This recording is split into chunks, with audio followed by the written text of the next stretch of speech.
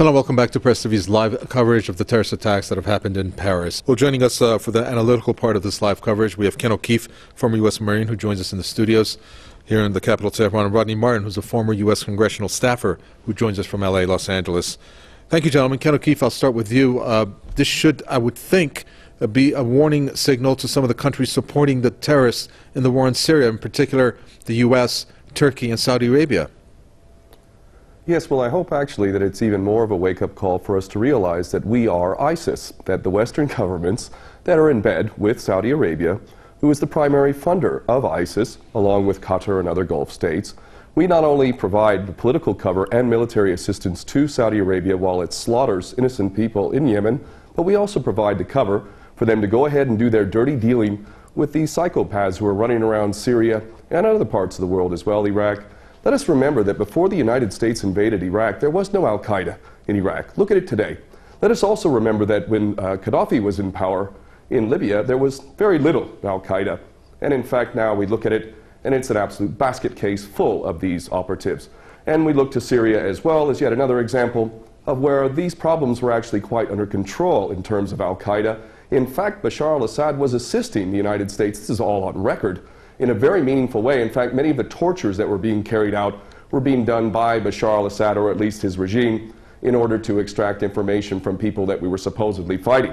I believe that it is beyond any doubt for any sensible person to realize that not only is the United States providing the financial cover, military cover, political cover for these terrorists through our proxies, but we've also, in pure technical sense, provided the training for these people in Jordan and Turkey. Another one of our best friends has been shuttling these psychopaths across the country from Turkey into Syria for a long time now. So the idea that the West is actually fighting a war against ISIS is beyond ridiculous. So what we really need to do is start realizing the fact that we are ISIS, and the reason why our corrupt, treasonous governments are carrying out these policies is because they do not represent us. They represent the bankers, and the bankers make a hell of a lot of money off of war. And more importantly, as long as we're all fighting each other, as long as we're all not trusting each other, as long as we're all simply being played as pawns over and over, then they can maintain this tyrannical system of never-ending war. So this is really the wake-up call. What has happened in Paris is us. We are responsible through our corrupt governments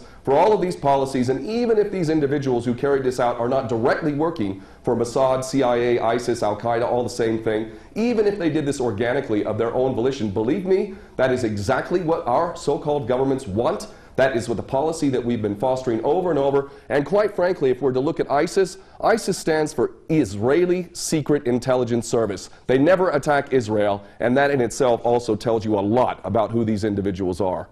Well, some of the events there, Ken O'Keefe, that our guest Rodney Martin talks about in terms of Islamophobia being created again, or more policies to exercise against Muslims, well, maybe this is what the intent is behind these attacks, if there are any hands at play behind the scenes of some of the countries involved in this so-called war on terror.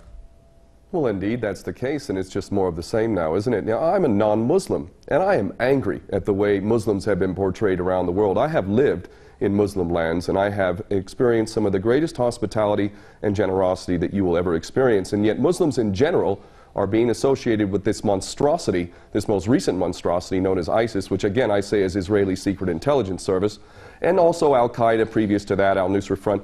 All of these things are intended to smear Islam as a whole, 1.8 billion people on this planet, to associate them with this sort of madness, when in fact it is us in the West that are creating this stuff, funding it, very much protecting it. In fact, America has been providing air cover to these psychopaths in Syria and Iraq largely, and we see that when Russia comes in and actually does something constructive, look how long many of these men are shaving their beards and running off with their heads, tails between their legs. It is really, really, really disgusting that people have been conned into thinking that Muslims have anything to do with this. And let us harken back to the original incident which has caused this madness known as the war on terror. The so-called 19 hijackers in Osama bin Laden is one of the greatest fairy stories ever created. The idea that this man in a cave in Afghanistan on dialysis was masterminding this incredible operation in the United States with 19 so-called hijackers wielding box cutters Mohammed Atta among them, snorting cocaine and hanging out with strippers in Florida, that these people are responsible for this event in defiance of the greatest military machine in the history of mankind, never mind all of the evidence that's come forward that makes the official version of 9/11 beyond ridiculous. Muslims did not carry out 9/11. In fact, those who blame the Muslims, primarily the Jewish supremacist Zionist-controlled media of America and the government which is controlled by these Jewish supremacist Zionists in America, all of them parrot the same ridiculous, tired old line that Muslims are responsible. And this is an agenda which is intended to create a clash of civilizations. And if we are smart as people, we are going to see the agenda for what it is, and we're going to realize that those who are collaborating in this agenda need to be held to account for literal war crimes and crimes against humanity. And I'm including in that not just the politicians and the military, but those in the media who have perpetuated these lies, because there is no way that they could possibly believe this nonsense. These people have literally sold their soul to the service of the devil. This piece of breaking news that's at the bottom of the screen, Ken O'Keefe, that states, it's a message from Assad to Hollande. France suffered on Friday the brutality of terrorism that that has plagued Syria for more than 5 years. That's quite telling in terms of what Syria has experienced. Your reaction to that statement? Yes, it is truly incredible that we listen to anyone, whether it's Francois Hollande or Obama or any of these other puppets, as if anything they says has any merit whatsoever. There is no moral authority at all in the West. When these people get up, they are an embarrassment to all of us who have a functioning brain and a heart. These people are traitors, whether they come from France or whether they come from Britain or America, and everything they say is to be taken as complete and total rubbish. The idea that France and the West is not directly responsible for the mayhem that has been occurring in Syria is again beyond ridiculous. We know for a fact how we've been supposedly funding and supporting the moderate rebels. There is no such thing. Even recently, a U.S. general admitting that there may be 4 or 5 of these people in Syria. The entire policy is intended to create havoc in the Middle East, and it is extremely important that people around the world begin to fully comprehend that these policies that are being carried out in the Middle East are actually not failures. I'm getting sick of hearing so-called experts talking about geopolitics and how America is failing to learn from its mistakes and all of this nonsense. These are not mistakes.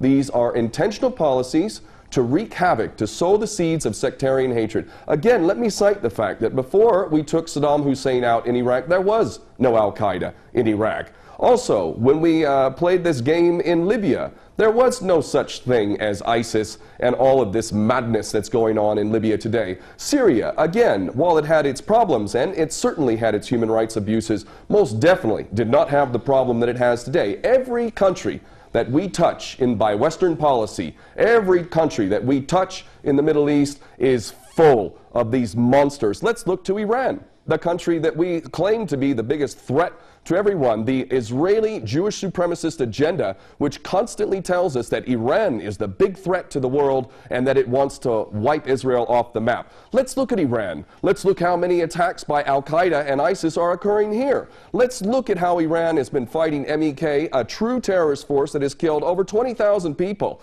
in the last 20 years or so. This nation is fighting terrorism legitimately. It has provided sanctuary to Jews and Christians historically over the millennia. It has not indulged in any war for hundreds of years other than the imposed war in which we forced with our attack dog Saddam Hussein, and yet we are being told that Iran is the threat. Here I sit in Tehran, and I can tell you the threat from ISIS is next to none. And the reason why is because Iran is not a player in this nasty game in which Saudi Arabia, Qatar, other Gulf states, Turkey, Jordan, ourselves, Britain, France, all fund, train, support, and ultimately are responsible for these monsters running around in their latest branded name, ISIS, which I will repeat a third time stands for Israeli Secret Intelligence Service. We're going to end it there. Thank you so much for that. That's Ken O'Keefe, former U.S. Marine, here in the studios with the statements.